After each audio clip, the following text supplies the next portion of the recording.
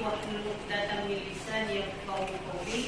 Rabbi zidna ilman nafi'an wa fahman wasi'an wa amalan mutaqabbala. Anak bapak semuanya, apa kabar di pagi yang bahagia ini?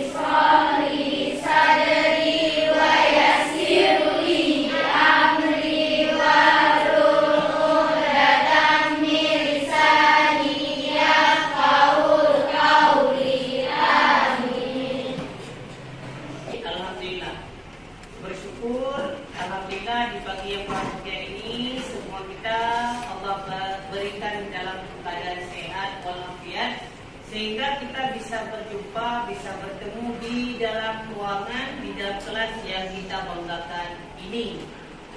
Nah, anak bapak semuanya, sebelum bapak sebelum bapak jelaskan pelajaran kita apa, yang materi hari ini insya Allah kita pelajari tentang iman kepada kitab-kitab Allah. Tentu saya minta kesediaan untuk merapikan mejanya dulu. Mejanya dirapikan, sudah siap semuanya? Sudah, kursi dirapikan, taruh yang bagus kursinya.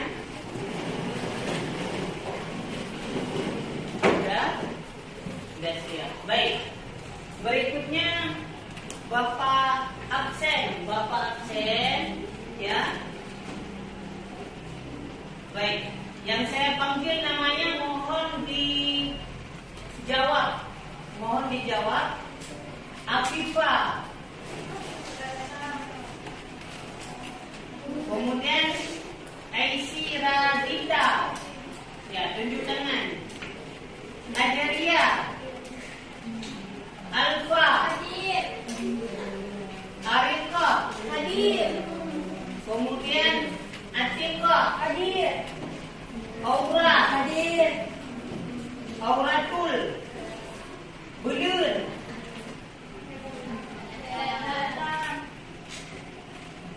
Kemudian Bunga. Bunga Aida. Bunga Dara. Bunga Nabila. Cinta Aisyah. Cut Radiska. Cut Miftahul Zahra. Cut Zura. Reza. Rina.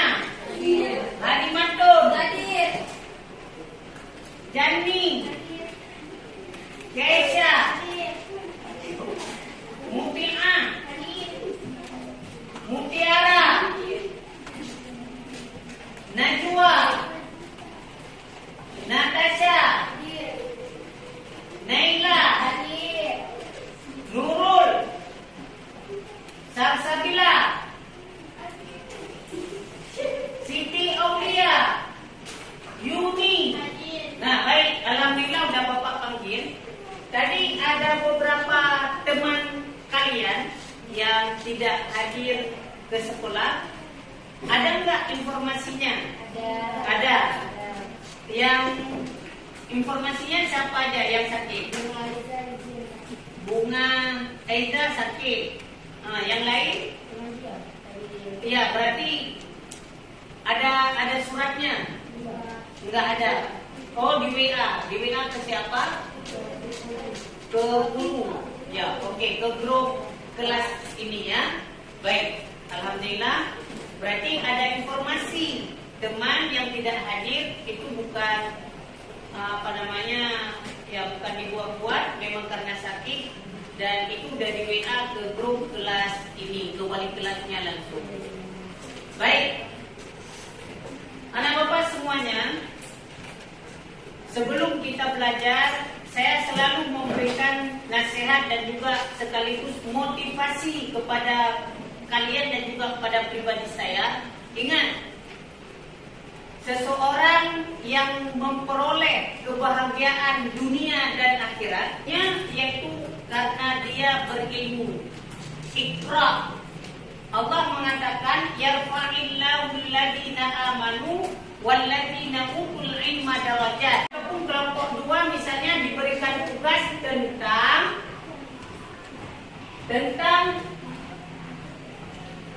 kitab-kitab Allah diturunkan kepada siapa saja. Misal, maka kelompok 2 tadi dia akan mencari informasi ataupun pengetahuan kepada siapa saja kitab-kitab Allah itu diturunkan dan apa saja nama-nama kitab Allah. Nah, nanti baru timbul jual beli yang disebut dengan metode marketplace.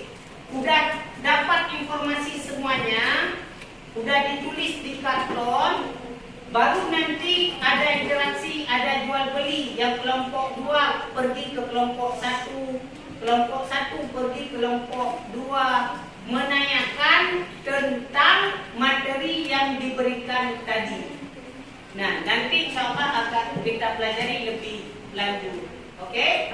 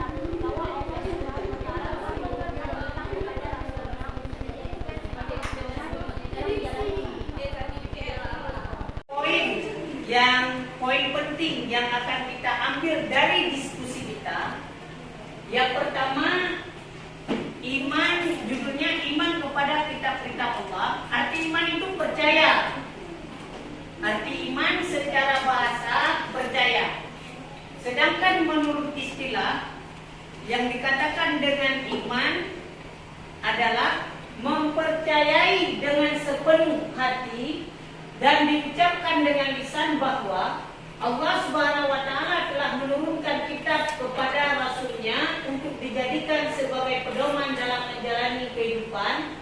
Keyakinan tersebut diwujudkan dalam perbuatan dan tingkah laku kita sehari-hari.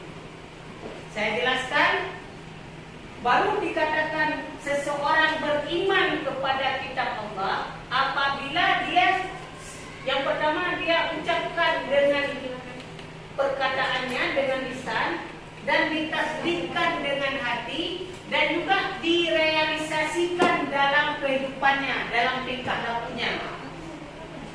Kalau kita hanya sekedar membaca, katakan membaca Al-Quran karena kita umat Islam, tidak cukup dengan membaca saja kalau kita tidak membenarkan isi kandungan Al-Quran itu dengan hati kita. Yang kedua, tidak cukup dengan membenarkan dengan hati kalau belum kita terapkan dalam keseharian kita. Jadi akan terlihat jelas orang yang beriman kepada kitab Allah itu terlihat jelas di mana? Pada tingkah lakunya. Kalau tingkah lakunya, perbuatannya sudah sesuai dengan apa yang ada di dalam Al-Quran, karena Al-Quran adalah pedoman kita, berarti dia sudah benar-benar beriman kepada kitab Allah. Apabila perbuatannya, tingkah lakunya masih jauh dari Al-Quran, dari pedoman Al-Quran, bermakna dia belum beriman dengan sepenuhnya kepada kitab-kitab Allah. Bisa dipahami? Yang kedua, kitab-kitab Allah itu ada 4. Ada yang pertama Zabur, ada Taurat, ada Injil, ada Al-Quran. Kalau Zabur ini diturunkan kepada Nabi siapa? Nabi apa? Zabur, Nabi Daud. Taurat, Nabi Musa. Injil, Nabi Isa. Sedangkan Rasul kita Muhammad adalah Al-Quran. Nah, bermakna kitab yang Allah turunkan kepada umat ini yang diketahui ataupun yang disebutkan di dalam Al-Quran yang sangat jelas dalilnya ada 4. Ada Zabur untuk Nabi Daud, ada Taurat untuk Nabi Musa, ada Injil untuk Nabi Isa, dan ada Al-Quran yang Allah turunkan kepada Nabi kita yaitu Muhammad sallallahu alaihi wasallam. Nah, baik. Kemudian apakah ada yang lain Allah turunkan? Ada yang namanya suhuf. Seperti di dalam Al-Quran, dalam surat Al-A'la, suhufi Ibrahim wa Musa, suhufi Ibrahim. Dan insya Allah kita akan bahas nanti apa beda kitab dengan suhuf. Perbedaan kitab dengan suhuf insya Allah akan kita jelaskan di pertemuan yang akan datang. Di pertemuan yang akan datang, saya ulang, akan Bapak jelaskan apa beda Alkitab dengan suhuf dan apa kandungan suhuf dan apa aja kandungan yang terdapat di dalam Alkitab. Oke ya. Nah, untuk pembelajaran hari ini sudah paham semua? Sudah? Mengerti semua? Baik. Untuk berikutnya, ya, karena materi ini sudah Bapak jelaskan dan Bapak juga alhamdulillah sudah kasih tahu materi yang akan kita pelajari di minggu depan, yaitu tentang perbedaan kitab dan suhuf, serta kandungan yang ada dalam kitab dan kandungan yang ada di dalam suhuf. Ataupun lembar kerja peserta didik, ada tugas kelompok yaitu mereview dari hasil diskusi kalian tadi Ya, kalian review, kalian ambil poin-poinnya, kemudian ada tugas individu. Ini tinggal kalian sesuaikan kitab dengan nabi yang Allah berikan, Alkitab. Nah, ini tugasnya, mohon nanti dikerjakan. Baik, sekian dari Bapak.